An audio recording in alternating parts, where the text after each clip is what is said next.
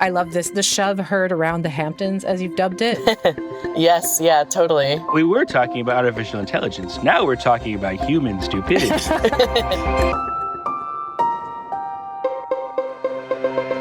I'm Kate Brown, and this is The Art Angle, a podcast from ArtNet News where the art world meets the real world, bringing each week's biggest story down to earth.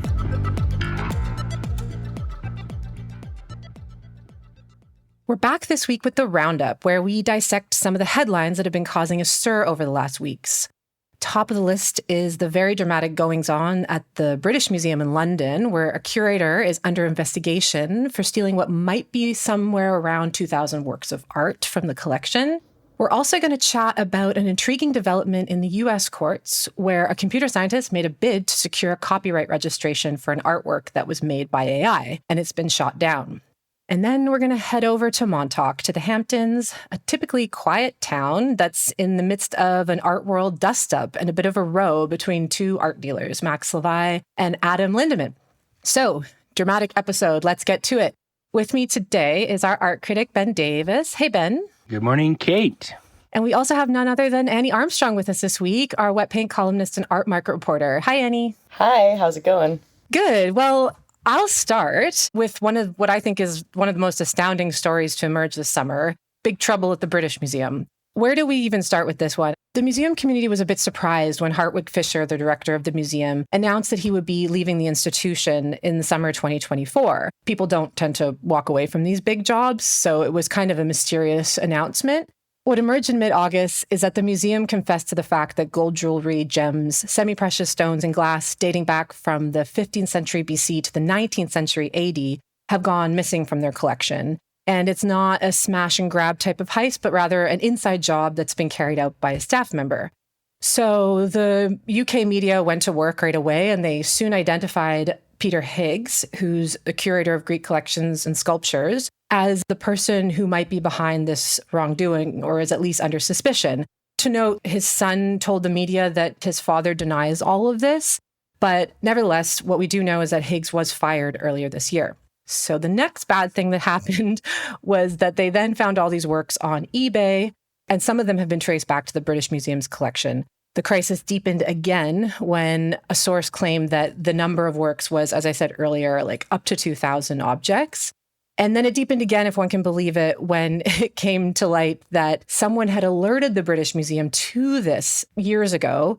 And the British Museum had done some investigation and had found no big issues and had sort of like called the case closed. So that brings us to last Friday, when Hartwig Fischer, no big surprises, announced his resignation was coming a little bit earlier, and he stepped down immediately. And an investigation is ongoing. So this is certainly just the beginning of a big story. I've skimmed a lot there at breakneck pace, and I definitely have some thoughts on this one, but I wanted to turn to you, Ben. What was your first reaction to this news?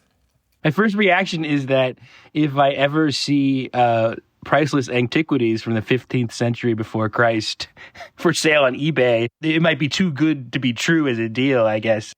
Yeah, it's like a full-scale hurricane force scandal for the British Museum that kind of came out of nowhere for me, and not sure I know exactly what to think of it because, it's still under investigation, but it is pretty staggering, and I think pretty crazy how immediately it became political, because the British Museum is under scrutiny for holding lots of looted antiquities from its imperial days. And so almost immediately, Greece came out and said, well, if you can't keep your treasures secure, then maybe you shouldn't be trusted with the Parthenon marbles. Either they have a long-term quest to get back the Elgin marbles to Greece, a huge internet uproar in China with the state papers talking about how, like, if the British Museum, has this level of shoddiness, then, they should give back all their Chinese treasure they have immediately. I mean, it really has gone from eBay to full-on diplomatic crisis and institutional upheaval really, really fast. Mm-hmm. The works were on sale on eBay for very little. I think that was another issue too. Yeah, that's something I find really inscrutable about it. I mean, I guess these thefts, they weren't stuff that's on view, right? They are someone stealing from the closet, essentially, like stuff that's off views. It's kind of not very well cataloged. That's another whole issue here, is like the cataloging seems to have not been very precise, which is kind of an invitation to someone to fiddle around with it. But these were on eBay.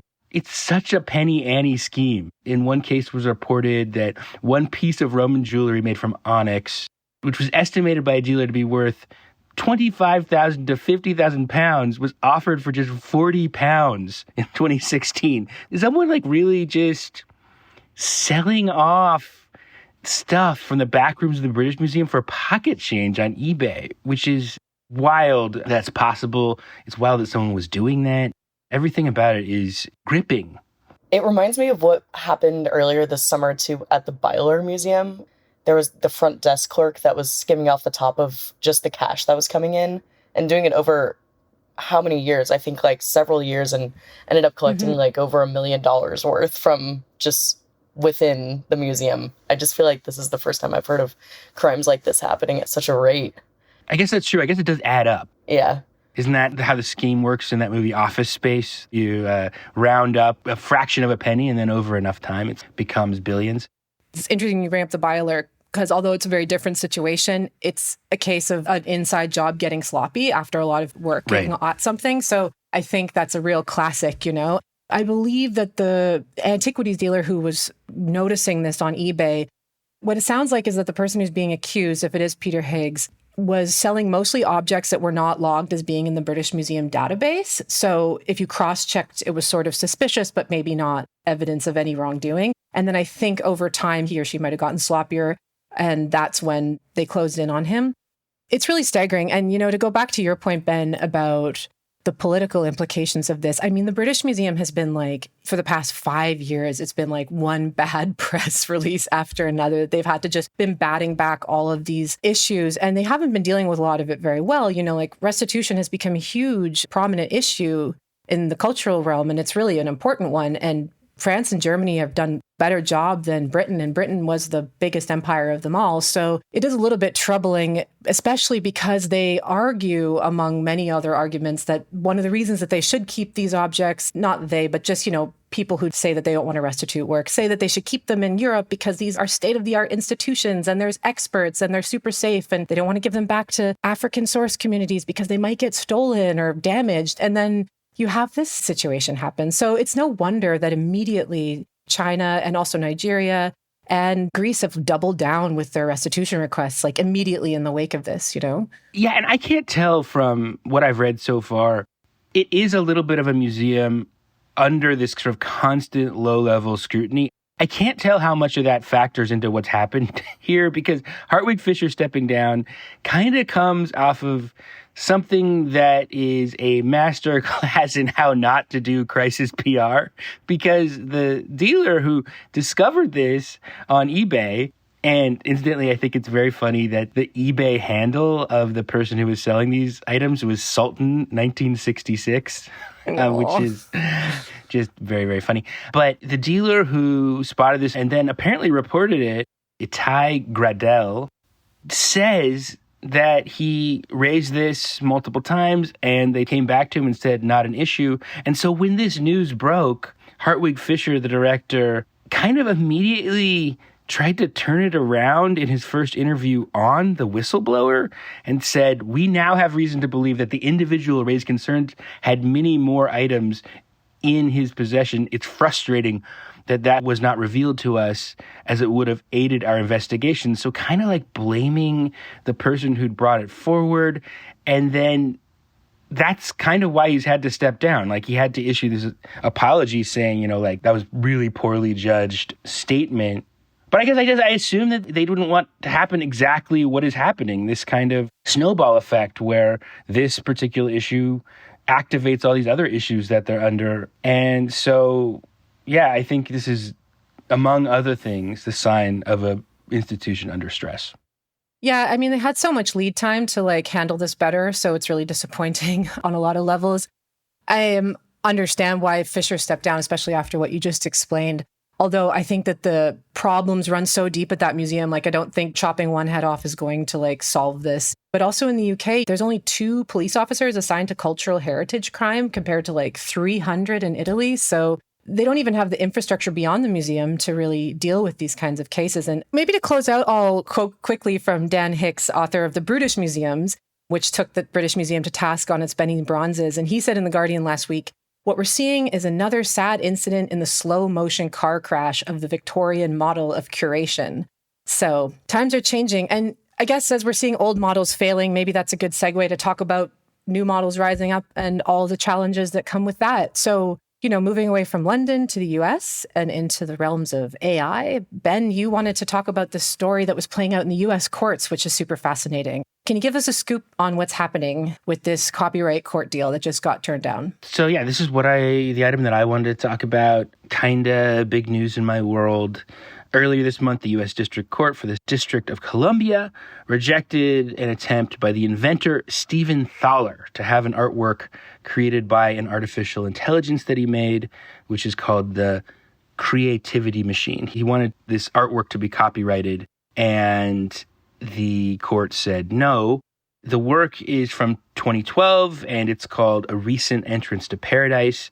And I don't know how to describe it. It's kind of this eerie, pixelated image of train tracks going through a tunnel. It looks very 2012 to me. Thaler had asked the U.S. Copyright Office to give the Creativity Machine the copyright. Like he wanted the machine to have the copyright, that he would then get it as the owner of the machine.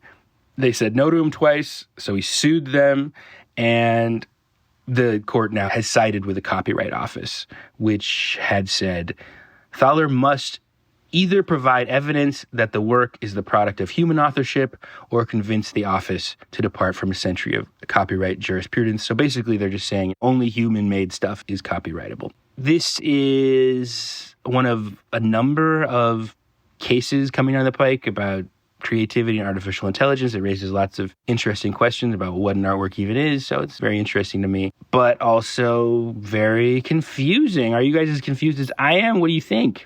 I feel very confused about it. You were talking about it a little bit earlier, that this Copyright Office is treating the AI tech as a photocopier rather than a camera. If you want to explain that comparison, that really helped me grasp this.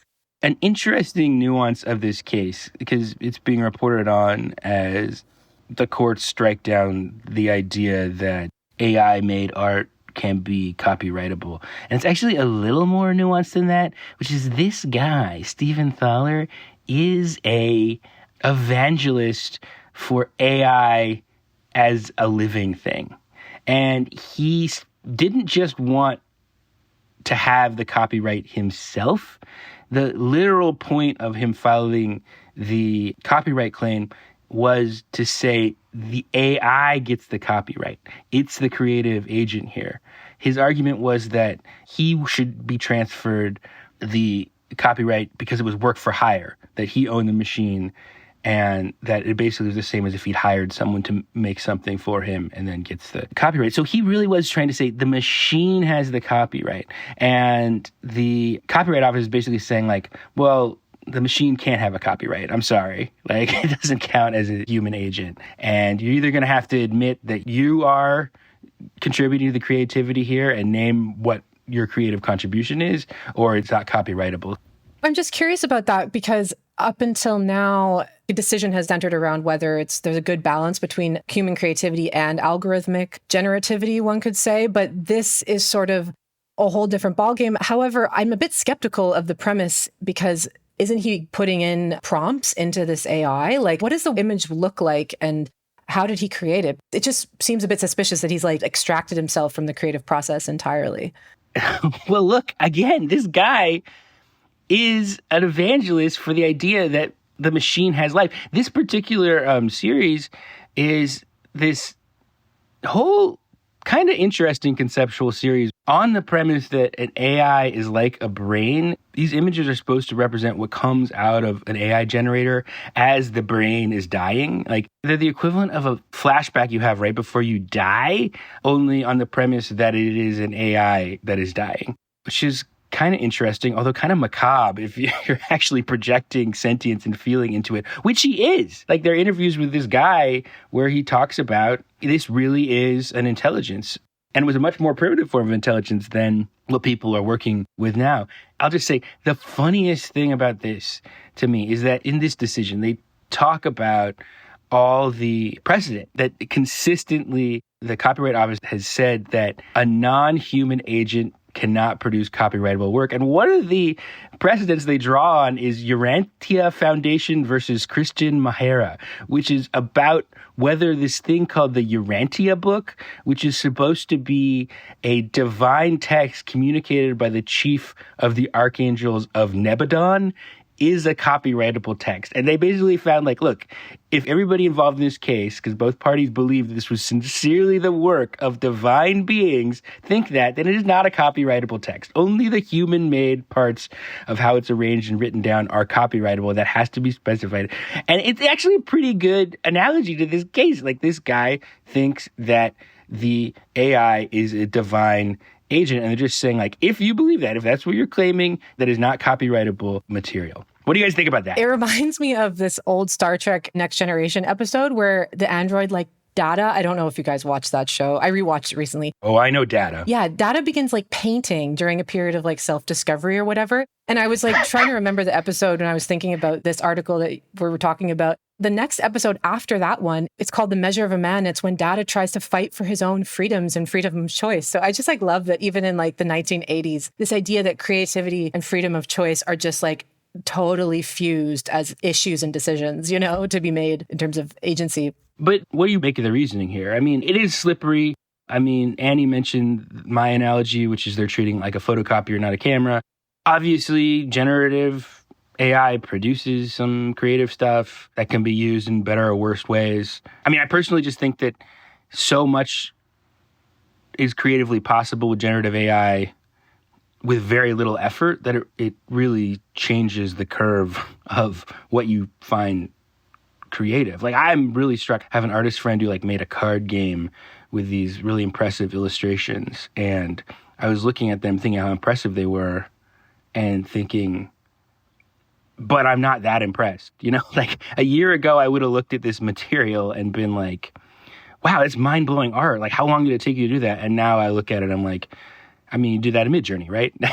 And my appreciation for this project moves on very quickly to, like, what are the rules of the game? Like, how are you using these images? But the images themselves just kind of become an ornament on top of whatever I'm judging to be the interesting part about it. Whole new definitions of creativity are emerging, and it's interesting just how the policymakers are kind of rushing to catch up with this. I think what's also interesting is the flip side issue, which is the AI copyright problems that are emerging in terms of data scraping. Like, a lot of creatives are getting angry and suing these companies for using their already copyrighted creations. So it's just like a total real storm on both sides of the coin with this one. And I don't think it's the last we're going to be hearing of it. Oh, yeah. I mean, I get irritated. I mean, because I have Google's AI search turned on, and it just rewrites your stuff, you know, in its own voice. It's not even like synthesizing hundreds of, you know, pieces of content into one thing. I mean, it will literally just scrape a single article, a single thing, and rewrite it in its own voice. So as a writer, you're like, well, wow, this really disincentivizes people doing original stuff. There is a real threshold that gets crossed at a certain point where this doesn't make a lot of sense. There's a real, you know, need to assert some kind of like value to the human part of doing stuff when the machine makes remixing it so easy. Does this artwork seem original and interesting to you just on first look? It looks so retro web art to me. Like, it looks really early web art. And like I said, it reminds me of like the Google generator that was the Puppy Slugs that came out in like 2014. It looks like that. That's what's remarkable to me about it is it's so old. This is early web, early generative art. I guess it's like less about, in a way, what the art is and more about the point of taking this to court. It seems like it's almost interchangeable. That said, I also agree. I wasn't particularly moved by it. And there is some artificial intelligence that has been used in artwork that I think is really intriguing. This is just maybe not one of them. Yeah, I think that the most compelling part of this to me is just how much Thaler truly believes that machines are sentient. Like, we watched this interview. He appeared on like a local news channel, and the interviewer asked him, is it ethical to create a sentient machine? And he said, well, maybe I should ask my parents if it was ethical to conceive me. That's how No! deeply he believes it. I know that the news anchor really was wild just to me. like, her jaw kind of like dropped. She was like, got real awkward. um, Another dispute playing out in the courts is happening around the artsy farmland in Montauk. You got to transition, yes. I know, right? How to go from AI to Montauk, it's a hard one. Annie, you've been leading the coverage about this beef between two art dealers who are also neighbors, Max Levi and Adam Lindemann. I love this, the shove heard around the Hamptons, as you've dubbed it. Yes, yeah, totally. We were talking about artificial intelligence. Now we're talking about human stupidity. That was better. I like that. Yeah. Nice. That was a good transition. Yeah, so July 5th this summer, the day after the 4th of July, which is, obviously huge out in the Hamptons, there was a physical altercation that went down between two art dealers in the Hamptons who have neighboring properties. And when I say neighboring, I've been out to the ranch and they're incredibly close. Truly just one dirt road separates them. So Max Levi owns this property called The Ranch. It's private, but he hosts like tours where anybody can go and see the art there. Like, he's hosted shows by Frank Stella, Matt Johnson is up right now. Chloe Wise was the show that was up at the time, I think, or it's up right now. So, there's big names that go out there.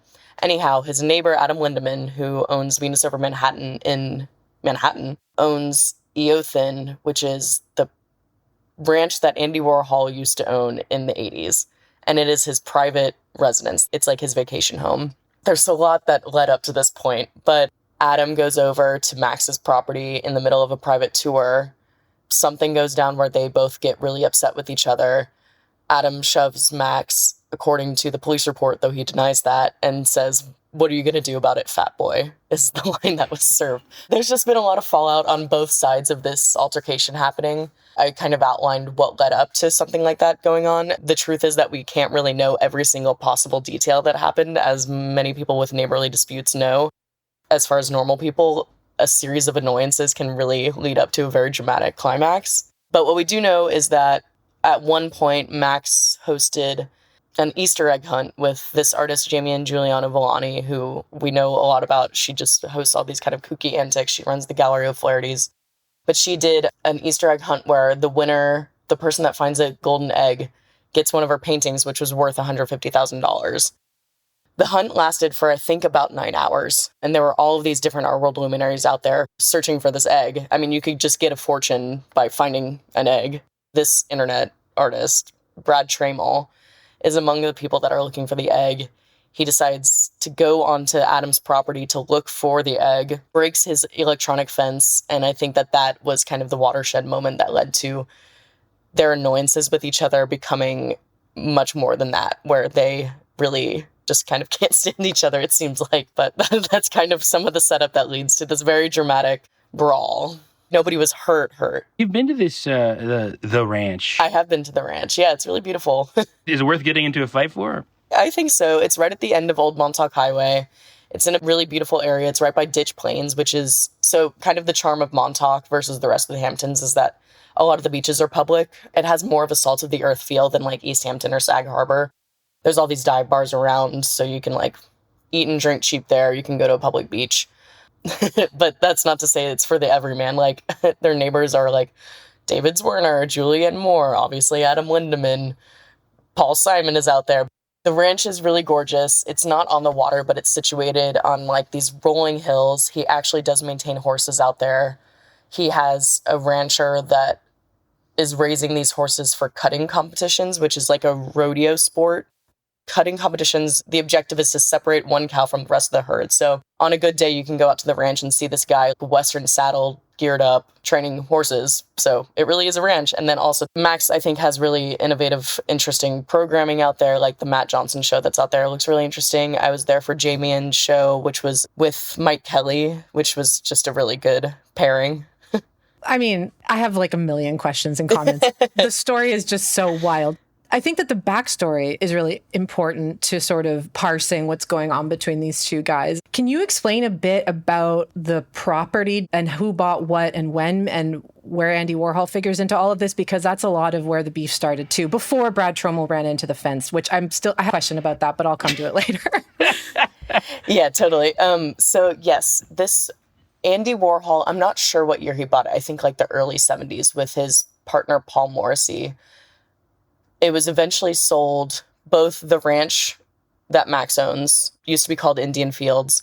It was sold with the actual house, which is called Eothen, to Mickey Drexler, who is like a big fashion magnate. He used to own J. Crew. And then when Mickey Drexler decided to sell the two properties, he didn't originally want to separate them, but he ended up doing so. So I think Adam bought Eothen for tens of millions, I think. Adam chose not to buy Indian Fields as well, so that got separated. About 4 years later, I think Max LeVay comes in and buys Indian Fields and is going to use it as a commercial space. And when he does so, he makes the mistake, which he owns up to making the mistake, of marketing the ranch as being Andy Warhol's former ranch, which was not.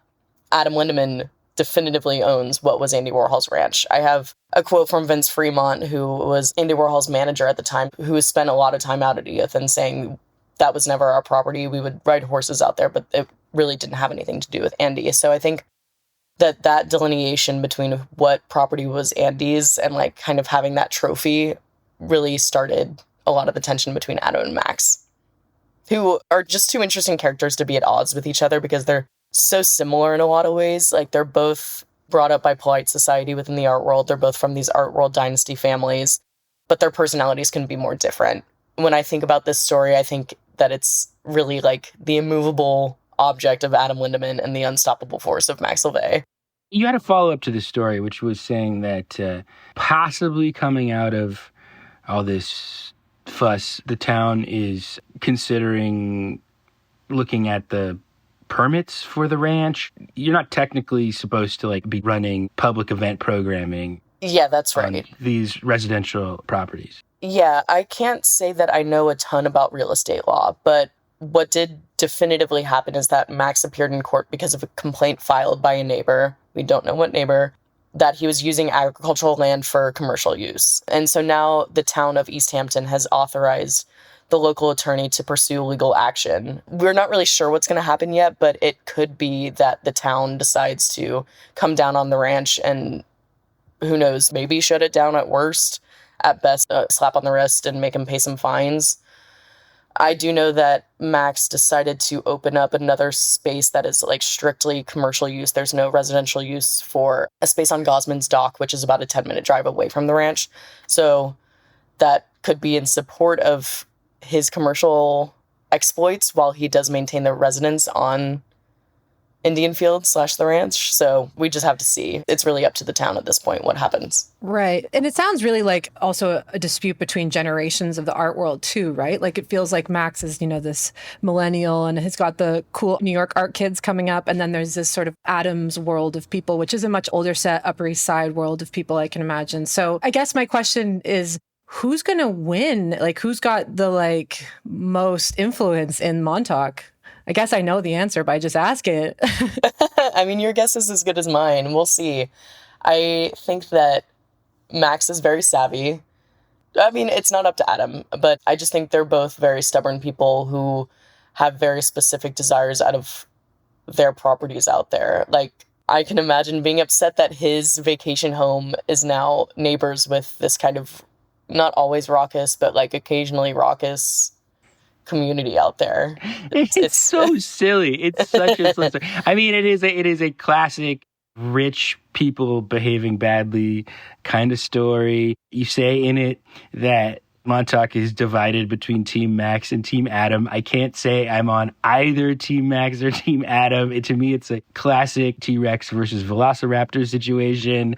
There's a funny detail in the story where Lindemann is really irritated by his new neighbor, but then isn't there a whole thing where he had at a certain point installed some kind of phallic sculpture on his property, and that supposedly there's some thought that was specifically about needling his neighbors in Montauk. I mean, it is really like these people are very different, but also in another way a little bit too much alike. That's so true. Yeah, I guess it's just like when you have a certain amount of money, your petty actions can look like erecting a Franz West sculpture just to spite your neighbors, which is just an unimaginable amount of wealth to me. Yeah. Yeah, I mean, I don't know if there's a bigger issue here. I mean, it seems like the bigger issue, if we're going to try and, make something edifying out of this, is like there's a real estate story underneath it. Isn't it the case that Lindeman's trying to sell his property? That's right. He's tried and failed a few times. And that, to me, there's some question about, like things are in a little bit of a disarray in the art market right now. There are a lot of rich people looking to, kind of like get some liquidity. I don't know what the situation is. All I'm saying is that like there is a way that tempers get more heated as the kind of economy slows down, and then it becomes a little more aggravating when people are having a noisy party next door that you think might be like a liability when it comes to like selling your property. Yeah, it could be very telling about just the state of the market because for all intents and purposes, Max LeVay got the ranch on a huge COVID deal. I think that... Yeah, crazy deal. It was originally up for sale for $25 million. He got it for $8 million. I mean, Adam, it seems like, is really trying to liquefy a lot of his assets. Like, he had that giant Christie's sale earlier this year. He moved Venus Over Manhattan from the Upper East downtown, which I'm not really sure if there's implications there. He had an auction sale that was called Adam, which is, again, the representation of the kind of egos we're dealing with here. Right, exactly. He opened a gallery out in Montauk, too, which he's also closing, right, as you reported, right? Right, yeah, South Etna. Yeah, he opened this foundation during the pandemic. It's not shut down, but it's more of an idea now. Right. The physical location is now like an Australian workwear clothing store, but he's still curating shows under the South Etna name. So there's a few indicators that maybe Adam is trying to liquefy some assets.